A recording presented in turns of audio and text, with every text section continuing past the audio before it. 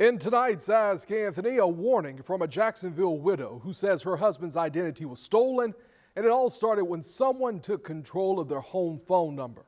On Tuesday, I mentioned several viewers, mostly AT&T customers like William, the email you see next to me, who emailed me saying their landline phone numbers were suddenly taken from them without warning and without permission. That night, even more emails from viewers who say it happened to them, and the outcome was worse than they could have imagined. It's addressed to my husband, so it was a year, 2 years after he passed. Carol Smith lost her husband 3 years ago, but the pain resurfaced in an unthinkable way when someone stole his identity and used it for fraud. They requested a cash advance on one of my bank accounts, and then they requested a transfer, an external transfer of those funds. And that was what, about $2,000? $2,000, yeah. It all began on April 1st. Her landline suddenly stopped working. I had no dial tone, couldn't call in, couldn't call out. She called AT&T, and that's when she found out her number had been ported out or transferred to another phone company. And I said, well, I've had the phone number with you for 30 years. And they said, sorry, as of March 31st, the account was closed. After doing research, I discovered this is called Portout fraud, and here's how it works. With just enough personal info, scammers can convince your phone company that they're you and transfer your number.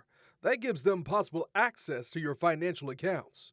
Emails from credit card companies saying, we've noticed a lot of activity on your account. We noticed that we spoke with you on April 2nd. Can you please rate how satisfied you were with the conversation? And I hadn't had any of those conversations with anyone. The scammers impersonated Smith's late husband, ordered new cards, and tried to transfer money. She spent hours on hold with different financial institutions, sending copies of her husband's death certificate just to prove it was not him or her making the phone calls. I listened to an awful lot of hold music. I called every single credit card company and bank. So what can you do to protect yourself? First, add a PIN to your phone account. Set up alerts for changes to financial accounts. Also, freeze credit for you and any deceased loved ones, and limit your personal info on social media. I couldn't believe that AT&T would just give up my phone number. And I don't know what they used for authorization. The young lady on the phone could not tell me. Smith's story is a reminder. Your phone number isn't just a way to call you, it's a digital key to your identity, and losing it can open the door to serious fraud. I feel just terrible. I feel violated and very paranoid, not knowing who it was or what other information that they had access to.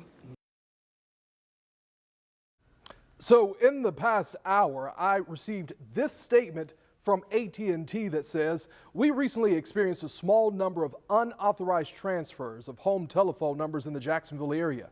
These customers were targeted by unknown bad actors, and we are working to recover the phone numbers and working with law enforcement to hold those who did this accountable. Carol Smith did the right thing in this situation. If this happens to you, contact your phone company and your bank. Also place a fraud alert on your credit reports. Remember, you can always email me at askanthony@firstcoastnews.com.